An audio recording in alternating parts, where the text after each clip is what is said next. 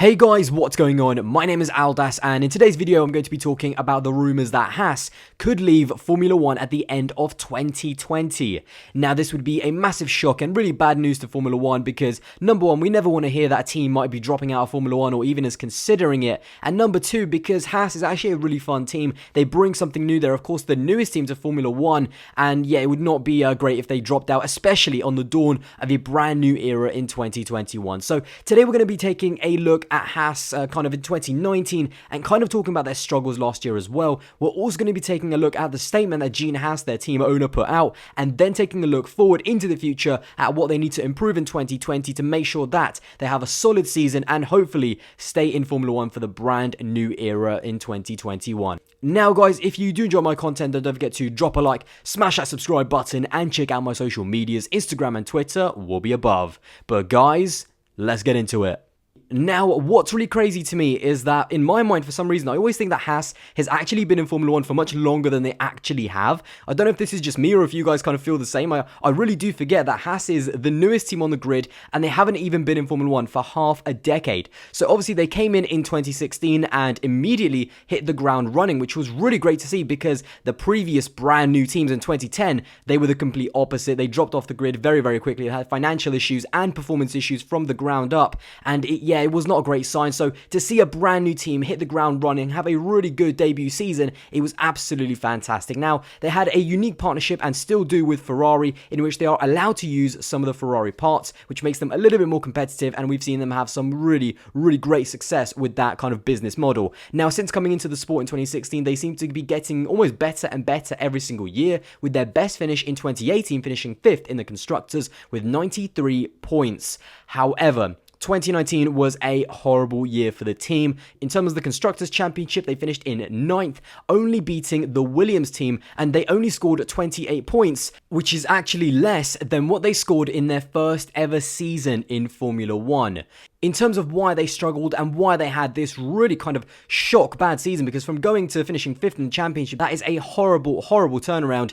Now, it was a mixture of poor performance from the car and also their two drivers constantly battling and locking horns against each other, which on many occasions directly both cost them points and better results as well. In terms of the car, I mean, to keep it short and sweet, they had major rear tyre warm-up issues and keeping those tyres in the perfect operating window. This is absolutely one of the most important things on the car, because at the end of the day, and this is going to sound kind of stupid and a little bit obvious, the thing that actually connects your car to the racetrack is the 4 tires. So if you don't get them working, it's an absolute disaster, and it's something that Mercedes, the world champions, did really well over the past couple of years, and specifically in 2019, and we've seen them even now in 2020 with the DAS system. It technically isn't more about speed, it's about those tire temperatures and keeping that car and keeping those tires in the optimum window. So it is absolutely crucial and something that Haas really did struggle with in 2019.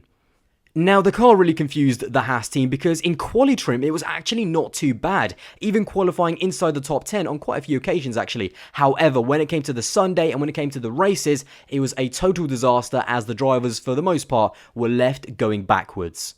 The team became so confused as to why their car was so bad. Midway through the season in Silverstone, they actually decided to give their two drivers different chassis from different parts of the season to try and kind of test them back to back and to try and either find the problem directly or kind of reach a compromise. But the two drivers tangled just 5 corners into the start of the race, and their weak driver pairing once again was on display. So where are these rumours coming from that Haas could potentially leave at the end of 2020? Well, they actually come from the team owner, Gene Haas, straight from the source. And yeah, he obviously was not happy about 2019. He pumps a lot of money into the Formula 1 project. He's had success in NASCAR over at the States, but Formula 1, in terms of the money that you have to put into it, is a whole other ballgame. Now, in terms of what Gene Haas is thinking for the future, he was quoted as saying, "I'm just kind of waiting to see how the season starts off. If we have another bad year, then it would not be that favourable to stay. We did 5 years, that was really the test. We're going to do this for 5 years, see how it goes and evaluate it, and then we'll decide whether to go forward. I'm not saying we won't be back, it has to be evaluated. To do it for another 5 years though, that would be a big commitment." Now, obviously, Gene Haas is not saying out and out that we are going to leave at the end of 2020, but he also does say that he is considering and kind of looking at the entire project and whether pumping all that money and all those millions and tens and even hundreds of millions, by the way, into the team is worth it in the long run. Because at the end of the day, not only did they make mistakes on track in 2019, but off track as well with, of course, the Rich Energy saga, which is something I have to get into. Now, this is something that, of course, has been played out many times. I've also made many videos. I'm not going to go through a massive background because you guys already know what happened. But to me, and I've said this time and time again, as much as you want to make fun of Rich Energy and what happened and obviously the way it kind of ended and the way it kind of started as well, really, at the end of the day, it's still Haas who have to be kind of at fault and have to take some responsibility. And I said at the time that this made Haas look so naive, and it was something that really they did not need. Now, obviously, it kind of spiraled out of control. And the thing is, when you have a bad season on track, the last thing you need when you're struggling on track and when you're trying to just grind out results and always try to get to the end of the season to try and restart for 2020, the last thing they needed was the entire Rich Energy situation, especially the way it played out over social media and the kind of ridiculousness of it. But at the end of the day, as I said, it made Haas look naive, and it really did affect their team. And you can see just how angry, if you watched, of course, Drive to Survive Season 2, you could see exactly what Gunther Steiner thought of the entire situation, and it just really did spiral out of control. And I think the entire team was just so happy at the end of 2019 to kind of put a completely blank slate and start 2020 completely fresh.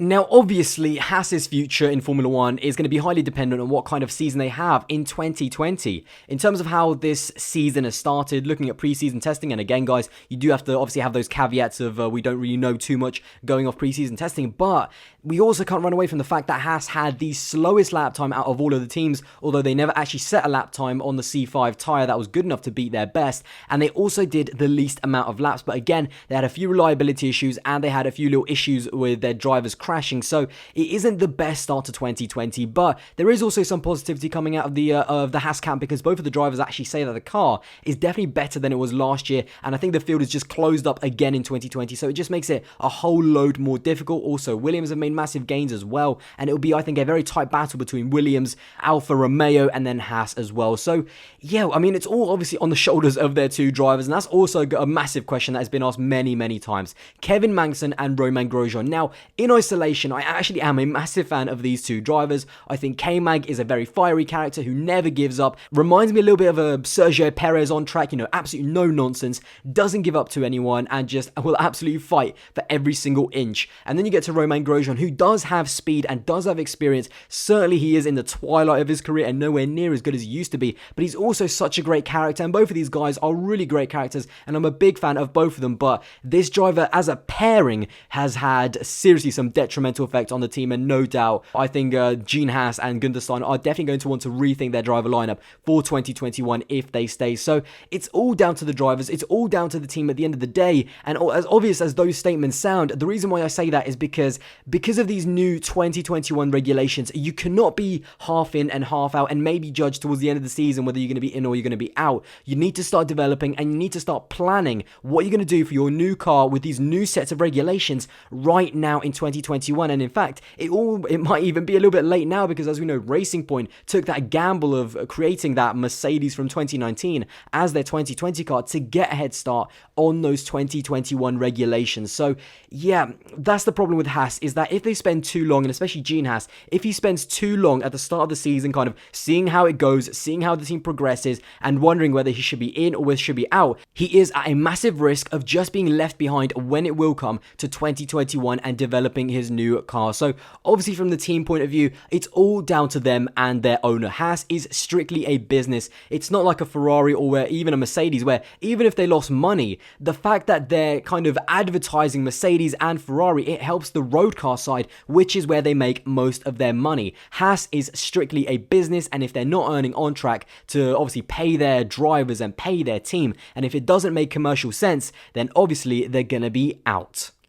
So in terms of the Haas team, there's not really too much more I can say. It is down to the team owner, and I really do hope they have a much better season. I think it's going to be tricky for them, certainly the way it's looked from preseason testing. But now I will really quickly want to touch on the Formula 1 side, because the last thing we need is a Formula 1 team leaving. Now, I think a lot of people like me are excited for these brand new 2021 cars, these brand new regulations, and as I've said about a million times, the brand new era. Now, we might be hyping it up a little bit too much, but, you know, sue me, whatever. I cannot wait for next year's season. I think it's going to be absolutely amazing, and I'm just so buzzing for it. But to lose a team at this critical point and go down to only 9 teams and 18 drivers would be a disaster. That is the last thing that we need, especially because these rules were actually meant to kind of bring more teams in. There were talks of Audi, Porsche, and even Aston Martin having their own dedicated team. Of course, we know now they've took over Racing Point, but that's just a literal rebrand of the Racing Point team. So Formula 1 does not want a team to drop out, because it will really detract from the racing. We know we're going to get the top 3 teams, and we know we're going to get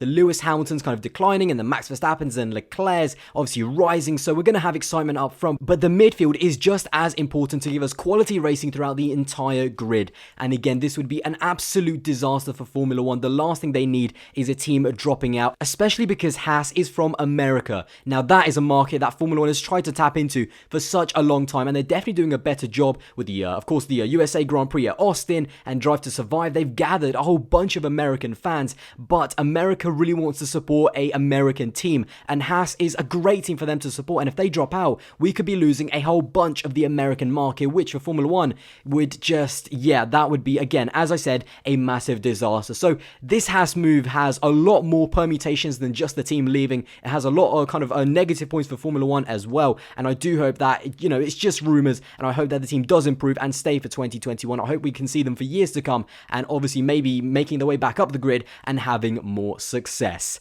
Anyway, guys, there you go. That is my quick video on the Haas team potentially leaving at the end of 2020. But let me know what you guys think in the comments below. Do you think this is an actual possibility of them leaving at the end of 2020, or do you think this is all going to kind of cool off a little bit and they are going to stay for 2021? And just let me know your comments and your thoughts of the kind of Haas team in general, and what you think they're going to be able to achieve in the 2020 season. Anyway, guys, I hope you did enjoy this video, and if you did, don't forget to drop a like, smash that subscribe button, and check out my social medias. Instagram and Twitter will be above. And guys, I'll see you in the next one. Bye, guys.